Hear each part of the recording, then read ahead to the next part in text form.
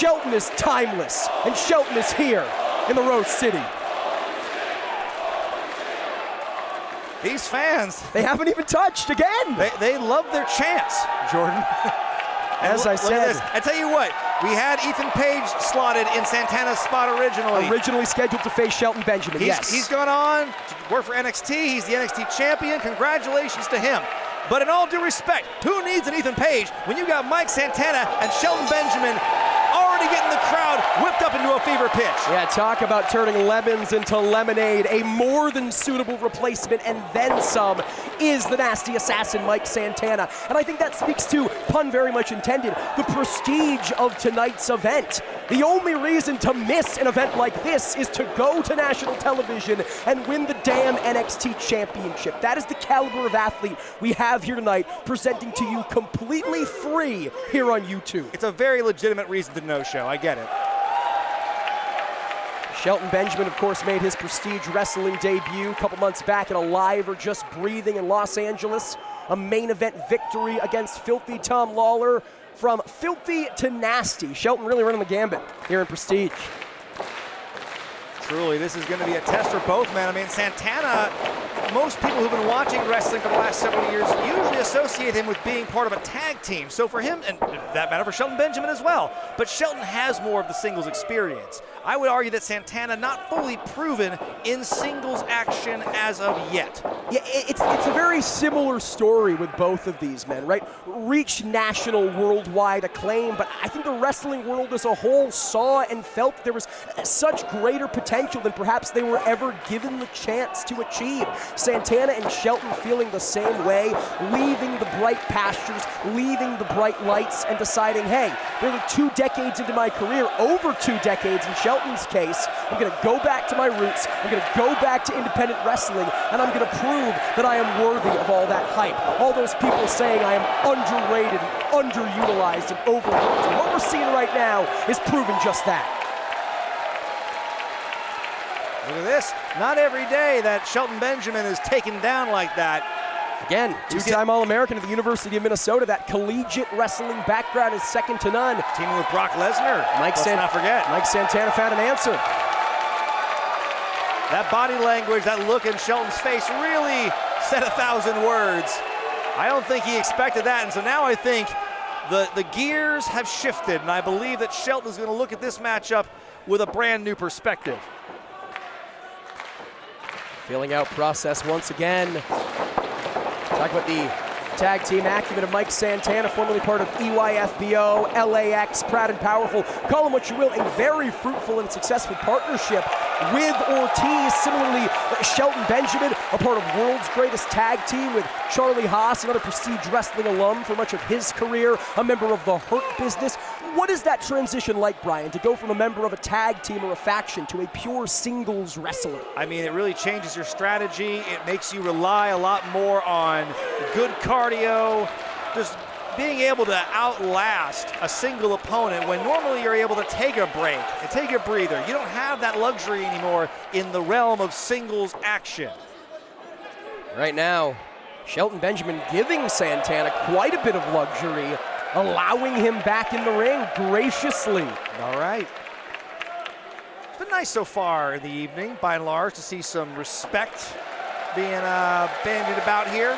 A healthy dose of respect between much of these competitors, these two specifically, Brian, but we have to remember the stage we're on, the importance of this stage. They're not just gonna give up a victory. As I said, it's not just an exhibition. As much respect as they have for each other, when we get into deeper and deeper waters, you gotta think that goes out the window.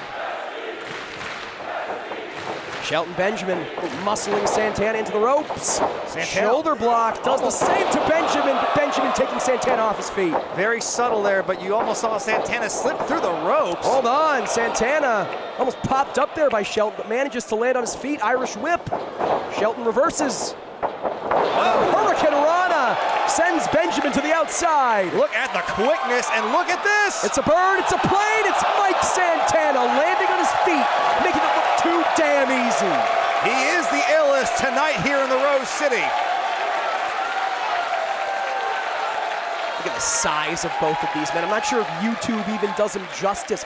Since their time on the worldwide stage, on national television, they have added muscle and thus they have added strength. Both of these men, so much larger than you perhaps remember. That's right, but when you gain mass, you tend to lose your quickness, tend to get a little slower, but I don't see that happening right now so far in the match. I mean, we saw Mike Santana dive to the outside moments ago. We've seen Shelton Benjamin, as I mentioned previously, in wars against Filthy Tom Lawler. No lack of explosivity from either of these competitors. Right now, Mike Santana with a nasty chop to the chest of Benjamin. I remember seeing Shelton Benjamin debut on television. Oh, it was one part of Team Angle. And ever since then, I've been fascinated with his career and his abilities in the ring. I mean, Cover, Santana. Oh, you said underrated. That is a word that has kind of plagued Shelton Benjamin's career. But I tell you what, I don't rate him under. Neither does Mike Santana. Clearly knows who he's up against here. Cover.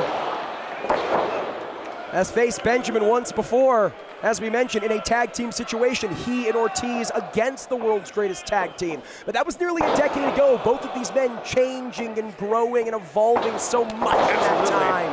That's right. Ooh, that drop kick making Shelton's head snap back. Cover. No, kick out from Benjamin. And, you know, you talk about Shelton Benjamin's roots in professional wrestling as a part of the 2002 class of OVW, as part of Team Angle. Here's the scary part. Despite adding that aforementioned size, he looks pretty much the same. And the scarier part, he moves pretty much the same. He is fairly ageless, is Shelton Benjamin, and is certainly one of the finest athletes you will see tonight. Putting some of that timelessness to good use. Nice Samoan drop to the Nasty Assassin, but Shelton Benjamin is staggered here. Shelton giving himself some time to catch his breath here. Now you can see he's in a groove. He's confident. He is getting ready to maybe put the final shot in on Santana. Maybe looking for that pay dirt, the same one that earned him victory against Filthy Tom Lawler in Los Angeles. Turnabout, fair play, Mike Santana.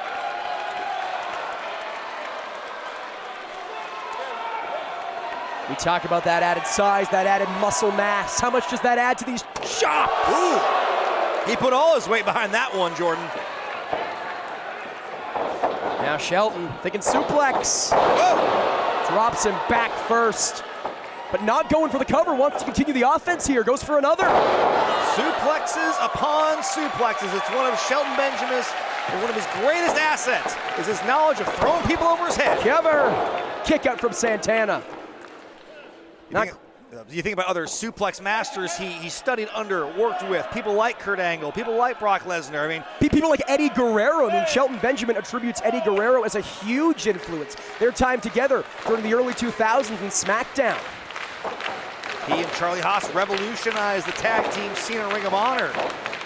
I mean, Shelton Benjamin is truly one of the greats, and he's holding his own here against this up and rising great Santana. More than holding his own, nearly sealing the deal, nearly clenching victory off that big boot. If you're Shelton Benjamin, sans pay dirt, what do you have to do to put Santana away?